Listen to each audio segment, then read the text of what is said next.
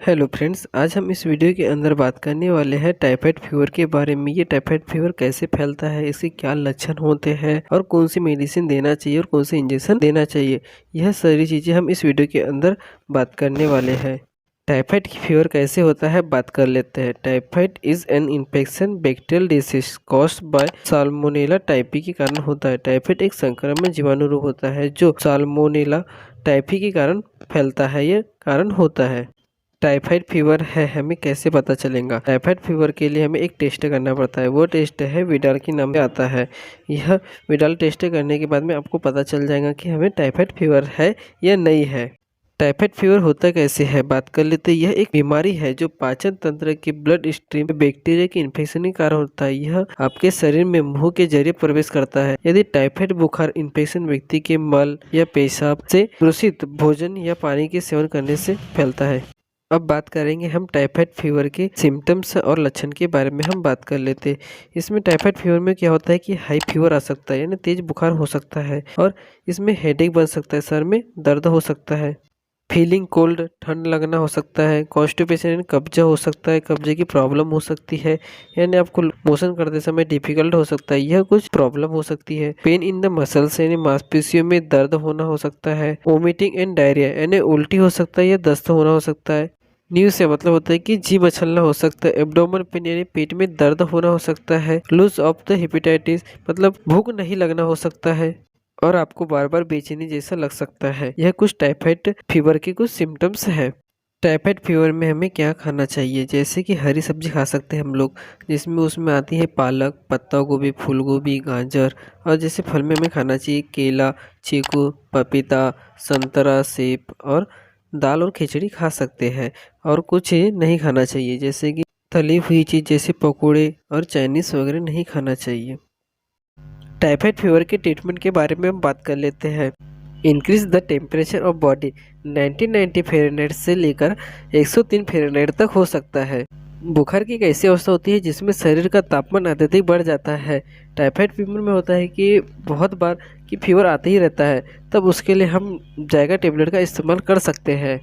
जायगा टेबलेट के कंटेंट की बात कर लेते हैं। इसमें पैरासीटामोल 650 mg पाया जाता है। इसको दिन में 3 बार दे सकते हैं TDS में, मतलब कि 8-8 घंटे के अंतराल में दे सकते हैं। एक सुबह, दोपहर और शाम में दे सकते हैं। ऐसे आपको 3 टेबलेट देना पड़ेगा दिन में। टाइफाइड फीवर में कौन सी एंटीबायोटिक दी जाती है बात कर लेते हैं। फर्स्ट एंटीबायोटिक है सिप्रोफ्लॉक्स 250 mg में आती है। इसका जो कंटेंट या फार्मूला है वह है सिप्रोफ्लॉक्सिन 250 mg है। इस एंटीबायोटिक टेबलेट को हम दिन में 2 बार दे सकते हैं, एक सुबह खाना खाने के बाद में और एक शाम में खाना खाने के बाद में। ऐसी आपको 2 टेबलेट देना है दिन पर। इसकी जो डोज है वो डिपेंड करेगा पेशेंट की कंडीशन के ऊपर और आपके डॉक्टर के ऊपर कि वह कितने दिन तक इस डोज को बढ़ाना है। इसकी जो सेकेंड टेबलेट आती है GBCV 250 mg में आती है। इसी कंपोजिशन की बात कर ले तो इसमें क्या पाया जाता है, इसमें सेपेक्सिम एंड क्लेविनिक पोटेशियम टेबलेट पाया जाता है। इसमें सेपेक्सिम एक्जिम पाया जाता है 200 mg और क्लेविनिक पाया जाता है 150 mg पाया जाता है। इस टेबलेट को BDA दिन में 2 बार दे सकते हैं, एक टेबलेट सुबह खाना खाने के बाद में और एक टेबलेट शाम में खाना खाने के बाद में। इसकी जो डोज है वह कितने दिन तक चलेगी यह डिपेंड करेगा आपकी कंडीशन के ऊपर और आपके डॉक्टर के ऊपर। नेक्स्ट टेबलेट की बात कर लेते हैं, वो है मोनोसेप ओ 200 mg में आती है। इसके जो कंटेंट या कंपोजिशन की बात कर लेते हैं, इसमें क्या पाया जाता है, इसमें सेफोडॉक्सिम 200 mg पाया जाता है। इसको भी टाइफाइड फीवर में दिया जाता है। इस टेबलेट को दिन में 2 बार दे सकते हैं BDA ने, एक टेबलेट सुबह खाना खाने के बाद में और एक टेबलेट शाम में खाना खाने के बाद में। ऐसे आपको 2 टेबलेट देना है दिन में, पर इसकी जो डोज है वह कितने दिन तक चलेगी यह डिपेंड करेगा आपकी कंडीशन और आपके डॉक्टर के ऊपर। नेक्स्ट टेबलेट है पेंटॉप डी के नाम से आती है। इसका जो कंपोजिशन पाया जाता है पेंटोप्राजोल एंड डोम्पेराडिन है। इसे सुबह खाली पेट दिया जाता है, क्योंकि कोई भी एंटीबायोटिक लेते हैं तो उससे बहुत जल्दी गैस बनती है, तो गैस न बनने के लिए हम पेंटॉप डी का इस्तेमाल किया जाता है।